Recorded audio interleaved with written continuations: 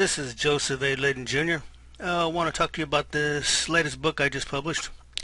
It's called America's Elite Fighters Are U.S. Taxpayers Getting Their Money's Worth? This book is, the mission of this book is just to show you folks out there paying your hard-earned tax dollars that yes, your tax dollars are being well spent by America's elite, and not only America's elite, but all conventional units pretty much, because they put in long hours.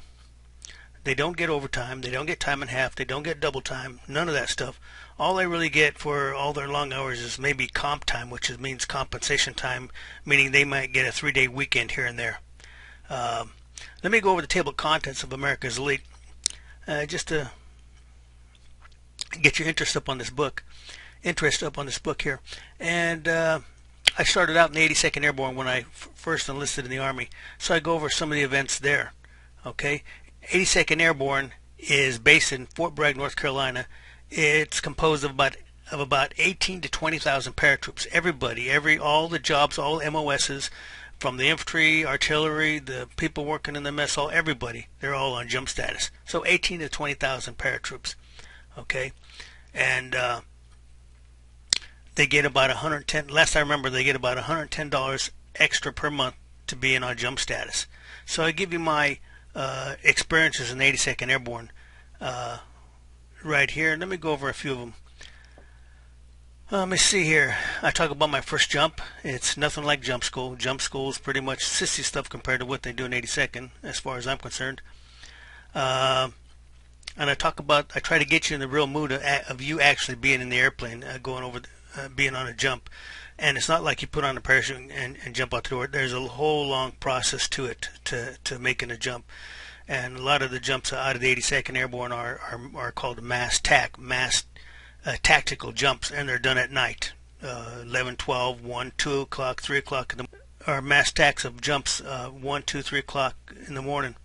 And let me see here.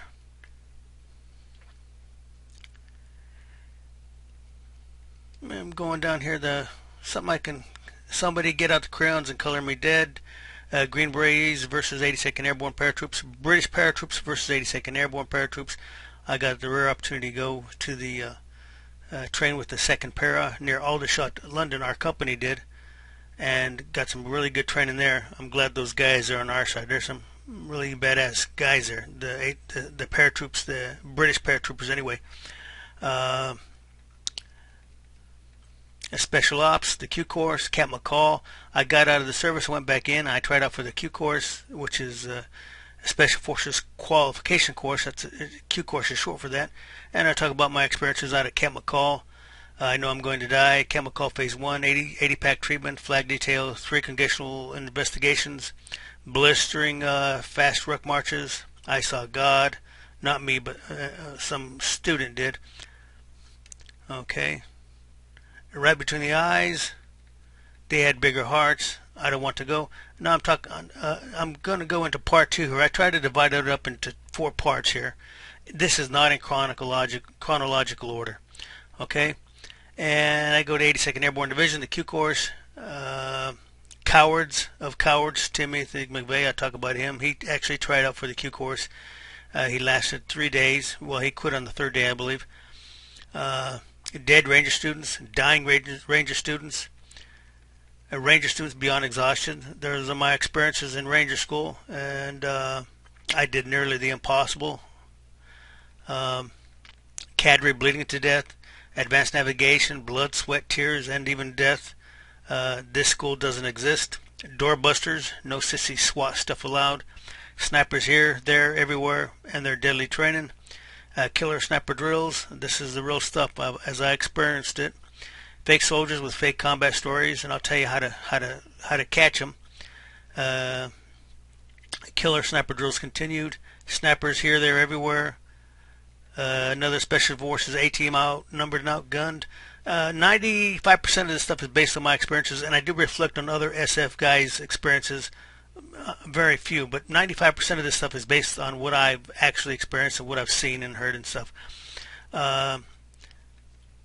America's elite fighters who were outnumbered and outgunned but never hesitated to fight and win for the United States of America. That's a true story there. I give you some stories here that nobody's ever heard of, but then again, I don't give you the names and the places and the exact dates just to protect myself, okay? But they are true stories. Panamanian Monster, true story. Massacre by Friendly Fire, true story. Here comes part 3. A-Team plans their missions, 3 missions of Special Forces, strike operations, outnumbered and outgunned. The Charlie Company A-Teams, plenty of fighting schools. Going catatonic, true story. Eyes on target, go to ship plan. Give credit where credit is not due. That's true. You hear a lot of military missions being completed, and they're given credit to the wrong people to protect the people that actually did it. That's true stuff there. 24 special operating soldiers versus 21,000 conventional soldiers. Let me see here. Here comes part 4. This is where I get off and I talk a little bit about other missions that I was not involved with. I just given my 2 bits on it, since I've been involved with that type of stuff. Then I get back to my own experiences here. 50-pound rucksack killer. That's a true story. Jump mastering in Panama. True story. That's my experiences. First jump in Panama. Task Force 160. Badass helicopter pilots. Best helicopter pilots in the world. U.S. Army Air Corps. Sniper data book. The Laydon Jr technique and target engagement. Rod shooting at bees. A guy I know, his short for his real name Rodriguez. We all named him Rod, but he's shooting at bees. And I tell you the story about that, so we don't go spazzing out on somebody having shooting off his. He was shooting an MP5K with the silencer on it. It's no big deal.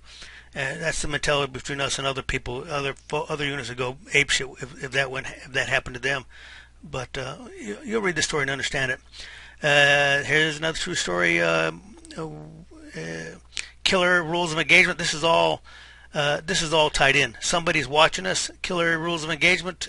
Our own bodyguards, KGB agent, mentally that's all that stuff I just said is all tied into one story. Then I interview these 2 guys that I know, mentally disappearing into thin air, and I'll tell you where to get that true story. I set the drop zone of fire and direct fire course West Point. The first year they had female cadets. I was there training those plebes and those cadets.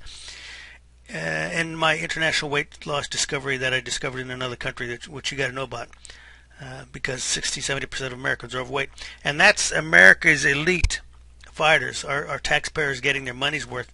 And I thought I'd give you my 2 bits on that. And it's a good book. It really is. If you have a recruit going in the military interested in special ops, whether it's Army, Air Force, Navy, Marines, it doesn't matter. You got to read this book. He'll know what he's getting into. Okay, I want to thank you for your interest in this book, and I hope you get it. And I'll see you.